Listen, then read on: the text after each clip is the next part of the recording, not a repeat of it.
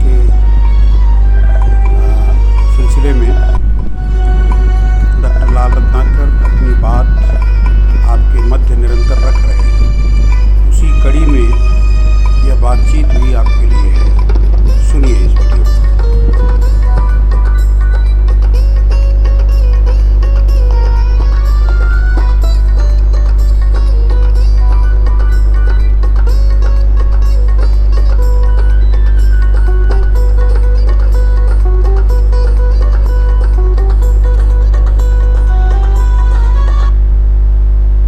नमस्कार साथियों, जैसा कि आप जानते हैं कि यह वक्त और इस वक्त के साथ जो घटनाएं घट रही हैं वह अपने आप में बहुत भयावह हैं। मेरा मानना है कि समय के साथ और जिस तरह की चीज़ें हो रही हैं उसमें आपको स्पष्ट तौर पर अपनी बात रखते रहनी चाहिए, क्योंकि वक्त जो है वह हर चीज़ का मूल्यांकन करता है। हम जानते आए हैं, देखते आए हैं, सुनते आए हैं इतिहास में कि लंबे समय से हमारे समाज, हमारे संस्कार, हमारी संस्कृति एक अलग तरह के तत्व से बनी हुई है। उसमें जो विज्ञान है वो दूर दूर तक कहीं शामिल नहीं है, और उसका मुख्य कारण ये है कि जैसे ही आप विज्ञान की बात करते हैं, जैसे ही आप विज्ञान की तरफ जाते हैं, तो पता ये चलता है कि बहुत सारी चीज़ें वहाँ से गायब हो गई, ख़त्म हो गई। और यही कारण है कि बिना विज्ञान के, बिना ज्ञान के एक बहुत बड़ा एक साम्राज्य बनाया गया है, जिसमें कुछ चीज़ों को प्रतीकात्मक तौर पर लागू कर दिया गया है कि ये चीज़ें ऐसी हैं और इन चीज़ों की वजह से ऐसा हो जाएगा, ऐसा हो जाएगा। तो वो लंबे समय से चल रहा है। उसी पूरे घटनाक्रम को आज जनता के सामने ये बताने की ज़रूरत है कि यदि आप चाहते हो कि आपका विकास दुनिया के उन अन्य देशों की तरह से हो जहाँ पर विज्ञान और ज्ञान के आधार पर समाज निर्माण, संस्कृति निर्माण, संपदा, अर्थ योजना, शिक्षा और तमाम तरह की जो प्रकृति से जुड़ी हुई चीज़ें हैं उनका उपयोग और इस्तेमाल होने का प्रोविज़न या प्रावधान है। लेकिन दुर्भाग्य है कि हम ऐसे दौर में जिंदा हैं, हम ऐसे दौर में जी रहे हैं जब एक दी हुई व्यवस्था, एक थोपा हुआ सिस्टम, उसी को हमारे लोग निरंतर ढोते जा रहे हैं और अपने भौतिक सुखों की वजह से वो उसमें इतने अंधे हो गए हैं कि कहावत है जो कि सदियों से चली आई है कि जो जिसका पात्र नहीं है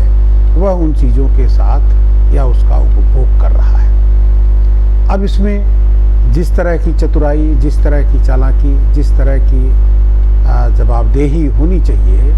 उसके बजाय एक घटिया किस्म की चतुराई, चालाकी और जो जवाबदेही का विलोप हो जाना है वह निरंतर यहाँ पर विराजमान है। हर वह व्यक्ति जो अज्ञानता के अंधकार लोक में आनंद ले रहा है वह ये मान के चलता है कि ज्ञान का संसार अगर बन गया तो उसकी अज्ञानता का क्या होगा, उसकी अज्ञानता का कहाँ ठिकाना होगा। ऐसे ऐसे लोग ऐसी ऐसी बातें करते हुए नज़र आते हैं जिनका कि ज्ञान की दुनिया से दूर दूर तक कोई लेना देना नहीं है। साथियों, मैं इस बात को कहते हुए बिल्कुल संकोच नहीं कर सकता कि जो सबसे ज़्यादा नुकसान कर रहे हैं वो लोग हैं जिन्हें उस लड़ाई को लड़ना चाहिए था,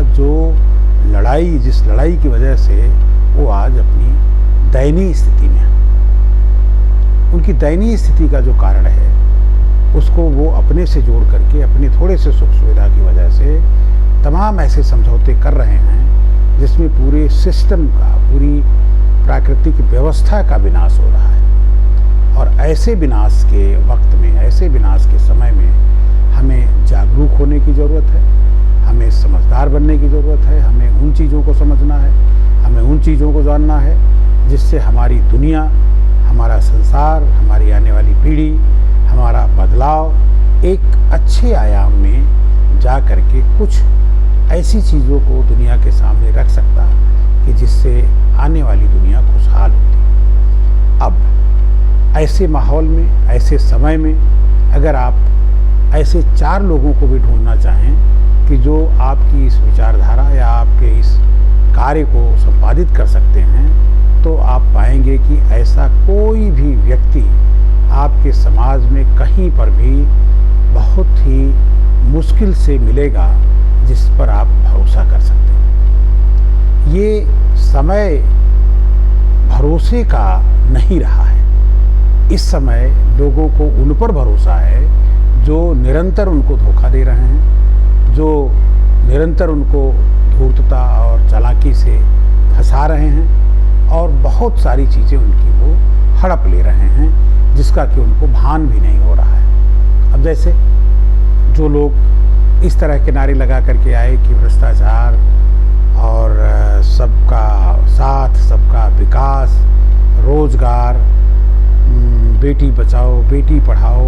और तमाम तरह के भ्रष्टाचार से निजात देने की बात करके आए, वो लोग इतने तरह के भ्रष्टाचार में फंसे हुए हैं, इतने तरह के दुराचार में लिप्त हो गए हैं, इस तरह से पूरे लोकतंत्र पर कालिख पोत रहे हैं, संविधान को तार तार कर रहे हैं और जिस पूरे सिस्टम में एक अराजकता का दृश्य दिखाई देता है, उससे आपकी अपेक्षाएं कितनी फलीभूत होंगी, आप कितना आगे जाएंगे, यह सवाल हमें निरंतर इस बात पर बात करने के लिए जोर दे रहा है कि हमें तमाम ऐसी चीज़ों को, तमाम ऐसे अपने छोटे छोटे स्वार्थ को छोड़ करके यह समझने की ज़रूरत है कि बाबा साहब अम्बेडकर ने जिस संविधान की संरचना का दायित्व निर्वहन किया है और उसमें जो समता, समानता और बराबरी की बात की गई है, धर्मनिरपेक्षता की बात की गई है, उसका क्या हो रहा है। एक धर्म के नाम पर लोगों को गोलबंद किया जा रहा है और झूठे ख्वाब दिखाए जा रहे हैं, सपने दिखाए जा रहे हैं, उनको उस धर्म में शरीक किया जा रहा है जो धर्म ही उनके विनाश का कारण है, जिस धर्म की वजह से वो ऊंच नीच, भेदभाव, छुआछूत के पूरे तांडव में फंस जाते हैं, मकर जाल में फंस जाते हैं। वो उनको प्रसन्नता हो रही है उसी धर्म को धारण करते हुए। तो यह समय धार्मिक रूप से, यह समय शैक्षणिक रूप से, यह समय नैतिक रूप से, यह समय राजनैतिक रूप से, यह समय व्यवसाय के हिसाब से, यह समय खुशहाली के हिसाब से बिल्कुल विपरीत दिशा में जा रहा है। और ऐसे समय का यदि आप समझदारी से, समझदारी वाले नेतृत्व के साथ, समझदारी से विचार करके